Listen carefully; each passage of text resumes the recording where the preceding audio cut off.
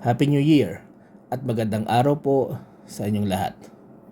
Welcome to the first airing of The Word is Not Bound, a ministry of Lead Someone to the Savior, or LSS, dedicated to share the Word of God with the goal of knowing Jesus Christ more. Ang main text po natin for today's devotion is Romans 6:23. For the wages of sin is death, but the gift of God is eternal life through Jesus Christ our Lord. Ang title po ng ating devotion ay The Gift of God. Sa passage po na ating binasa, mayroon pong dalawang main points ang gustong tukuyin ng Apostol Pablo. Una po, there is a payment for sin, at pangalawa, there is a gift from God. Sin is defined as a transgression of God's laws. Anumang commandment na sinasabi ng Panginoon na dapat nating sundin at hindi natin sinusunod, it is a sin against God. Pwede po nating ihalin tulad po ito sa ating society kung saan meron po mga batas, meron mga ordinances na kung tayo po ay susuway dito, pwede po tayong magkaroon ng penalty. Pwedeng ang penalty ay pagbabayad ng fine, pwedeng makulong. Sa ibang bansa, ang penalty may include flogging o pagpapalo or even death. Katulad lang din po sa ating Panginoon na kung tayo po ay susuway at hindi susunod sa kahit sa isa sa kanyang mga commandments, ordinances, or statutes, then we commit a crime or sin. At ang ating Panginoon ang nagpapasya ng kaparusahan po natin para dito. Bakit? Sapagkat siya po ay isang makatarungang Diyos. He is a God that loves us, yes, pero He is also a just God. Isa po yan sa kanyang mga characteristics and attributes according to the Bible. And because God is God, He is sovereign.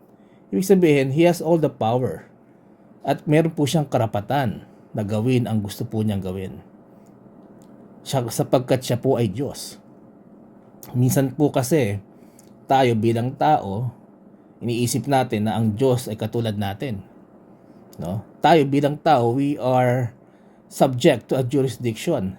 Meron po mga batas na sumasakop sa atin na kailangan nating sundin. Hindi po ganoon ang Panginoon. Tayo po, kung nakatira tayo sa city, nakatira tayo sa baryo, meron mga ordinances na kailangan nating sundin upang tayo po ay makapamuhay ng mapayapa and with harmony kasama ng ibang katao. And even if you live alone in an island, no, sabihin natin, hindi ko naman kailangan ng batas na kasi nag-iisa ako. We are still subject to the laws of nature. So, batas ng tao or laws of nature man, no, kung hindi po natin ito susundin, ito po ay magdudulot sa atin ng kapahamakan. Katulad din po sa mga utos ng ating Panginoon.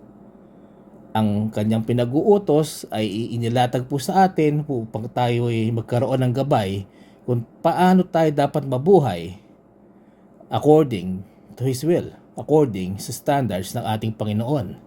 At kung tayo po ay lalabag dito, it brings destruction.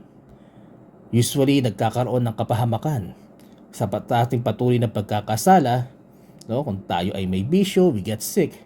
Kapag tayo ay prideful, no, we get depressed or nakakaapekto tayo sa ating mga relationships, and ultimately as sinners, we all die. Pero pagkatapos po nating mamatay, meron pong tinutukoy ang Biblia na tinatawag na second death, isang spiritual death that brings our souls to hell.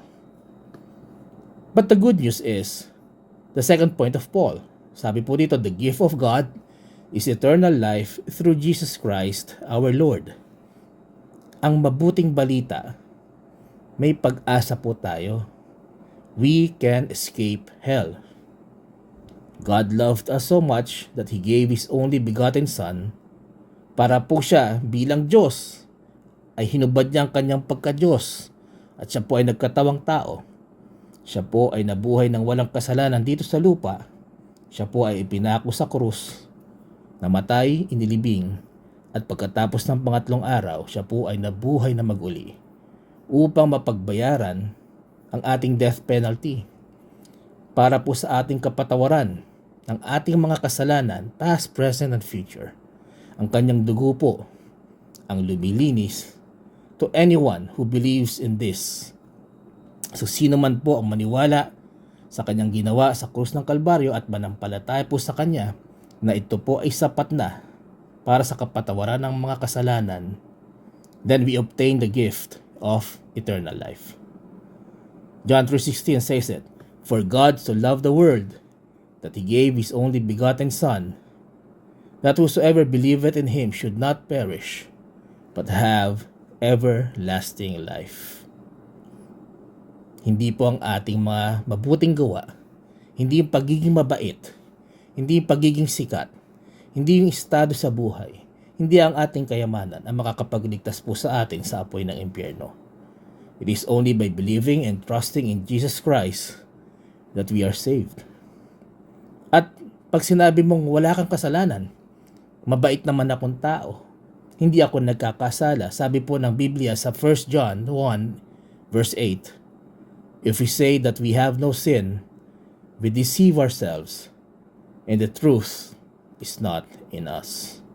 Mga kaibigan, kung kayo po ay nakikinig ngayon, bago maging huli ang lahat, bakit hindi mo i-take ang opportunity now na manampalataya at maniwala sa death, burial, and resurrection of Jesus Christ at pagkatiwalaan ang kanyang dugong tumigis na ito lamang ang makakapaglinis sa ating mga kasalanan?